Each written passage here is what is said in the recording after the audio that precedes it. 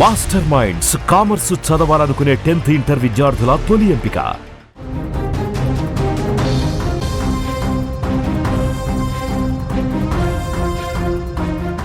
ముంబై శివార్లోని మీరా road ప్రాంతంలో జరిగిన ఒక దారుణ సంఘటన ఇప్పుడు దేశవ్యాప్తంగా సంచలనం సృష్టిస్తోంది. నయాన్ నగర్లో 2 సెక్యూరిటీ గార్డులపై జరిగిన ఘోరమైన కత్తిదాడి కేసును ముంబై ఉగ్రవాద వ్యతిరేక దళం తన చేతుల్లోకి తీసుకుంది.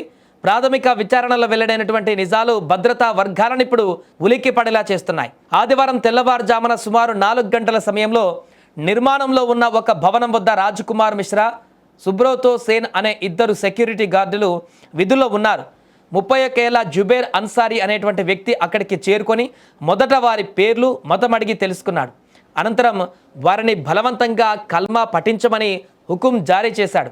వారు నిరాకరించడంతో తన వద్ద ఉన్న కత్తితో వారిపై విచక్షణారహితంగా దాడి చేశాడు. ఈ దాడిలో 2 గార్డులు తీవ్రంగా గాయపడగా ప్రస్తుతం వారు ఆసుపత్రిలో చికిత్స పొందుతున్నారు.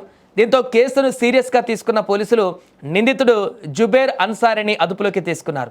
అనంతరం అతని వద్ద లభించిన ఒక లేఖ దర్యాప్తును మలుపు తిప్పింది.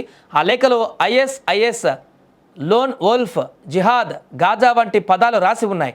ఇప్పటి నుంచి బిలాద్ హింద్లో మీరు నిజమైన జిహాదును చూస్తారు, ఒంటరి తోడేళ్లు మీపై దాడి చేస్తాయని రాసి ఉండడం తీవ్ర కలకలం రేపుతుంది.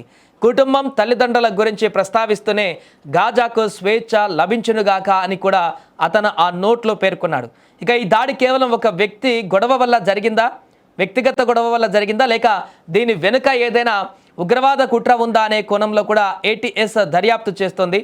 నిందితుడు మతపరమైనటువంటి భావజాలంతో ప్రభావితమై ఈ లోన్ వోల్ఫ్ దాడికి పాల్పడి ఉంటాడని అధికారులు అనుమానిస్తున్నారు. ప్రస్తుతం నిందితుడి digital footprints, mobile data, social media chats, browsing హిస్టరీని ఏజెన్సీలు నిశితంగా పరిశీలిస్తున్నాయి.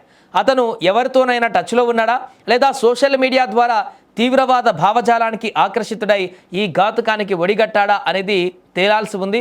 ప్రస్తుతం ఈ ఘటనతో ముంబైలోని ఘటన జరిగినటువంటి ప్రదేశంలో హై అలర్ట్ ప్రకటించారు.